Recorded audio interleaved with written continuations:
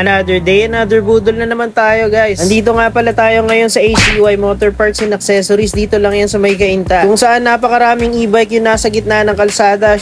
Pagpasok pa lang namin dito sa may ACY Parts and Accessories, grabe, ito na yung mga bumungad sa amin. Napakaraming helmet at saka mga accessories sa motor. Pero yung mga accessories na meron sila dito sobrang mumura lang. Kaya nga itong si Merc talaga nabudol agad. Paano ba naman yung MT Thunder 4SB na binili niya dito is 6,500 lang. Where in fact 7,000 pesos talaga yung original price nito. Kaya napaisip siya sa mga choices na sa buhay. Kaya binulungan ako ni Ella, sabi niya wag daw ako magpabudol. Bumili daw muna ako ng brief ko. Sabi ko naman malalaman natin yan pag umikot tayo dito sa store. Kaya nga ito ako, nagpaikot-ikot ako sa store and unang nakapukaw ng attention ko is yung mga muffler nila dito. Grabe naman yung mga muffler nila dito, nasa 4,000, 3,000 pesos lang. Pero sa labas mabibili mo siya ng 7,000 to 10,000 pesos. So hindi muna ako dumiretso dun sa taas, umikot-ikot pa ako dito sa baba. Grabe, hindi ko na may isa-isang ikwento yung mga nakita ko dito. Meron sila mga lever at kung ano-ano pa. Pati nga Kickstarter meron dito. Grabe, huling kita ko ng Kickstarter 2013 pa ata. Meron din sila dito mga spare fairings at saka yung mga bracket na para sa mga top box nyo. So dumiretso na nga kami dito paakyat dito sa ACY Motor Parts and Accessories. Siyempre kaming tatlo na naman yung magkakasama. Sama-samang mabubudol this 2024. Kaya nga pala kami aakyat dito kasi kukunin na yung stock ng MT Thunder 4SB ni Mark. Tapos pag-akyat namin dito, grabe, napakaraming helmet pa din. Meron sila dito mga MT helmet, Spider, H&J, Axor at kung ano-ano pa. Pero yung sinadya talaga namin dito is yung mga helmet ng MT. Oo nga pala guys, tumatanggap din sila ng home credit dito. Ito yung mga available na MT helmets dito guys. Pero ang sinadya namin is yung MT Thunder 4SB ni Merc. So ayan, inuusisa niya na yung MT Thunder 4SB na matte black. Tinatanong niya kami kung okay din ba yan. Sabi ko naman kung gusto mo nang hindi ka linis ng linis, mag matte black ka na lang. Medyo matagal-tagal din siya nag-isip. Kaya nga ito si Ella para naiinip na. Pero para sa akin all goods naman. Kahit wala silang aircon dito sa taas, electric fan lang. Busog